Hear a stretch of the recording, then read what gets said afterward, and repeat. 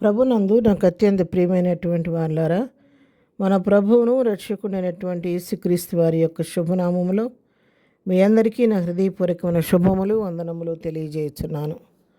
ఉదయకాల సమయంలో దేవుని వాక్యాన్ని ధ్యానం చేసుకుందాము. ఈరోజు వాక్య ధ్యానము కొరకు మనం తీసుకున్నటువంటి లేఖన భాగము ప్రకటన గ్రంథము 3వ అధ్యాయము 20వ వచనం చదువుకుందాం. ఇదిగో నేను తలుపు వద్ద నిలుచుండి తట్టుచున్నాను. ఎవడైనను నా స్వరము విని తలుపు తీసిన ఎడల నేను అతని యొద్దకు వచ్చి అతనితో నేనును నాతో కూడా అతడును భోజనము చేయుదము. ఆమేన్. దేవుని నామునకు మహిమ కలుగును గాక. ఈ స్వయంగా మన ప్రభు అయినటువంటి యేసుక్రీస్తు వారు పలికినటువంటి మాటలు. నేను తలుపు వద్ద నిలుచుండి తట్టుచున్నాను.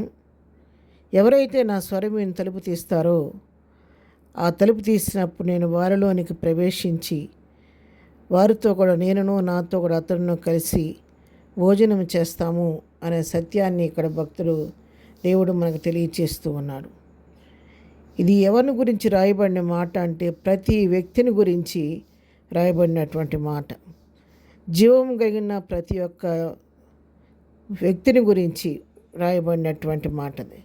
ఎందుకంటే దేవుడు తన స్వరూపమందు తన పోలిక చొప్పున నరులను సృజించుకొని నరుని యొక్క నాసికారంధ్రంలో జీవవాయువును ఊదగా మనుషుడు జీవించు ప్రాణి అయ్యాడు. మనలో జీవం ఉండబట్టి మనం చెల్లించగలుగుతున్నాము. అయితే మనకు జీవం ఇచ్చినటువంటి దేవుడు మనల్ని ఒకప్పుడు ఆయన జీవంతో మనల్ని తన స్వహస్తాలతో తయారు చేసుకున్నాడు.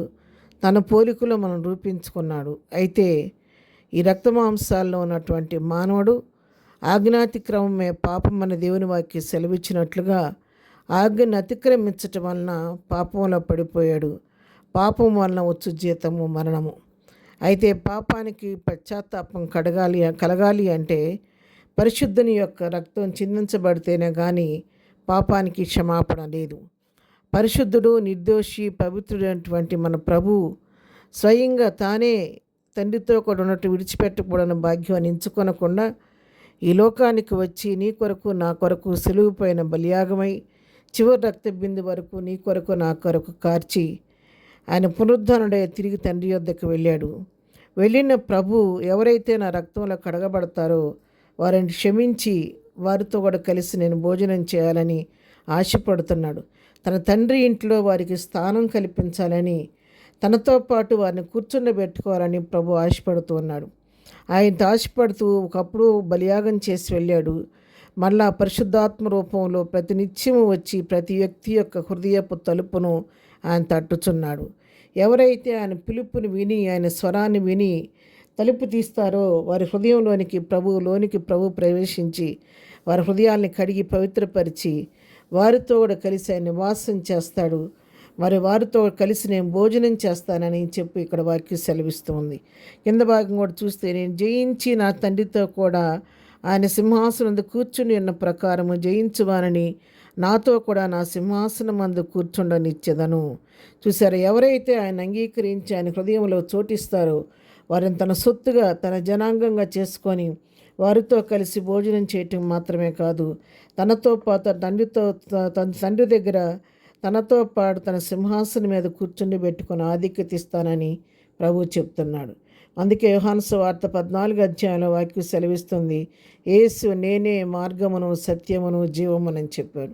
తండ్రిని మనం కలవాలంటే కుమారుడైన క్రీస్తే మార్గము సత్యము జీవమైనాడు. కాబట్టి ఈ ఉదయకాలం ప్రభు నీ హృదయాన్ని నా హృదయాన్ని తట్టుచుండగా ఆయన పిలుపు విని నువ్వు తలుపు తీస్తే నీ హృదయంలోనికి ఆయన వచ్చి నేను తన సొత్తుగా చేసుకొని తండ్రితో కూడా ఉండే భాగ్యాన్ని ప్రభు నీకు అనుగ్రహించబోతున్నాడు.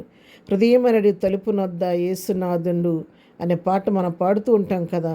ఈ ఉదయం ప్రభు నీ తలుపు తడుతుండగా ఆయన హృదయం తెరిచి నీ హృదయంలో ప్రభువు చోటిస్తావా? అలాగ చోటు ఇవ్వగలిగితే నిత్యరాజ్యంలో తండ్రితో ఉండే భాగ్యాన్ని ప్రభు నీకు కలుగు చేస్తాడు. అటు కృపాధన్యత ప్రభు నీకు నాకు అందరికీ దయచేయను గాక. ఆమేన్. ప్రార్థన. ప్రేమ కలిగిన తండ్రి, పరిశుద్ధుడాని పాదముల కొందనాలు. ఉదయకాలం నాయన మాకు ఇచ్చిన శ్రేష్టమైన వాక్య భాగాన్ని బట్టి నీ కొందనాలు.